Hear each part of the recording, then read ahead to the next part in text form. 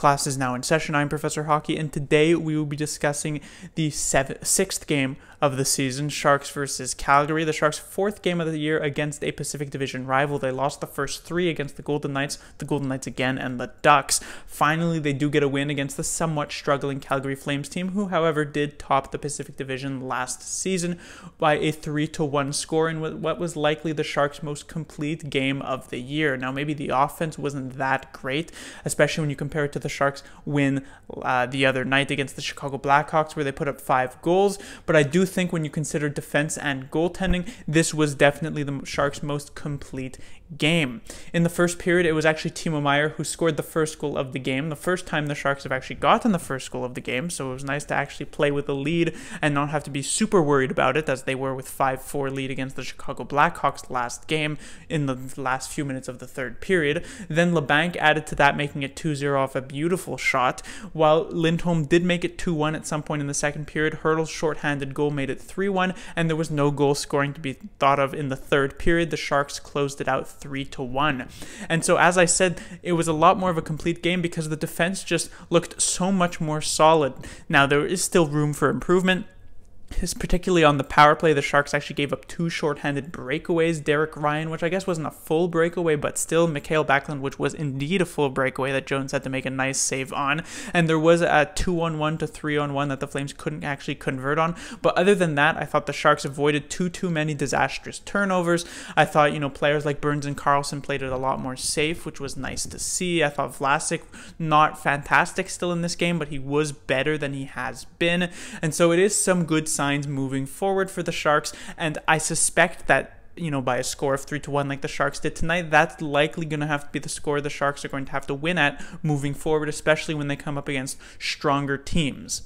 First thing to talk about would be Martin Jones. As I said, the goaltending had a pretty good night tonight, but Jones wasn't really called upon to make that many fantastic saves. He made the very key one on that breakaway by Mikael Backlund shorthanded, but other than that, I think the defense in front of him did a good job, and that's really what it needs to be for Martin Jones. He's not a world beater. He's not a goaltender who's going to bail you out time and time again, unless, of course, it's in the playoffs, where he may just, in fact, do that. But when you get the good defense in front of him, Jones is going to be just as solid as any other goaltender in the rest of the NHL. He made the saves he needed to make, and he limits the Flames to only a single goal, which was Lindholm's, which was a very, very nice tip that would have been difficult for any goaltender to stop, never mind just Martin Jones. And so in a situation where Aaron Dell had gotten the start on Thursday against the Chicago Blackhawks and actually got the first win for the Sharks on the season, even though he did let in 4 goals, it was good to see Jones respond with a strong performance here, getting another win for the Sharks and having only let in a single goal. Next, I will talk about both Hertl and Meier, as of course, both of these players, big impacts on the Sharks last season, both 30-goal scorers, but both were coming into this game after the first 5 with a grand total of 0 goals. Only Meier, in fact, actually had a point with his single assist. And so, while Hertl, I felt as though was doing a lot of the good things in the first 5 games and just wasn't really having it come to him, Timo Meier, I felt like, has definitely had some room for improvement in those first 5 games. A lot of the things he was actually managing to do this past year, he hasn't really managed to do this season. A lot of the times where he would get some good shots off, so he would be able to dangle with the puck to get into a much better position to make a pass. A lot of those times he's getting his shots blocked, he's getting his passes intercepted, and while that's maybe a bit unlucky here or there are certainly some things that Meier can and hopefully will do better. Now, in this game, both Hertl and Meier do earn their first goals, now in completely different ways. Hertl's was shorthanded off of a very nice play set up from Logan Couture, and Hertl again in this game did continue those same strong habits that will eventually lead to some even strength scoring, while Timo Meier was a bit more of a lucky goal. It ends up going off his skate in front of the net. Still, right place, right time, certainly. But with Meier's game as a whole, this game, I was still expecting a bit more. I'm hoping that maybe this goal will give him some confidence going into the following game on Wednesday. But otherwise, there are still some things left to be desired. So, Hertl and Meier, nice to see them get off the schneid here, get their first goals of the season, and hopefully they'll be able to build on that and be potentially 30-goal scorers once again at the end of the year. Next, I'll talk about Bergman. Now, of course, he was on the third line last game against the Blackhawks. He found himself on the fourth line with Riddle and Gambrell. And Bergman had been a player, especially in those first couple of games against Vegas, when it wasn't really looking good at all for the Sharks as a whole. Bergman was the one, not, shining light, I'd say, as he wasn't like a world beater at all, but he was a small dim light in the sea of darkness that was the Sharks in those first couple of games against the Golden Knights.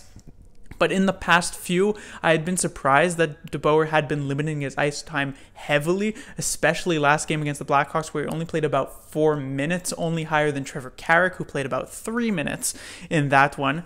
But I don't think that was still fair, as I don't think 4 minutes was really enough time to judge if he was on or off, as I didn't especially think that Bergman was playing a pretty bad game. But here tonight, he only got about 6 minutes. He didn't look particularly strong, and you know how they say that little cliche about how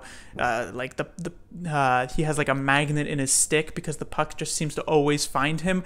Bergman does have that scenario, but it seems as though like his magnet in his stick is the same polarity as that in the puck, and so whenever the puck comes to his stick, it immediately repels and somehow rolls off of it. So there's still the occasional time where Bergman managed to get a decent shot off, but a lot of the times he'll grab this puck and it'll immediately escape him, not from his own volition. And so he still manages to have decent structure to his game, which is why I suspect he's managed to stay in the lineup over the likes of Riddle and Yurtakin, who have alternated here games off, and why I do still suspect he'll likely find himself in the lineup, especially after a game like this, for the following game.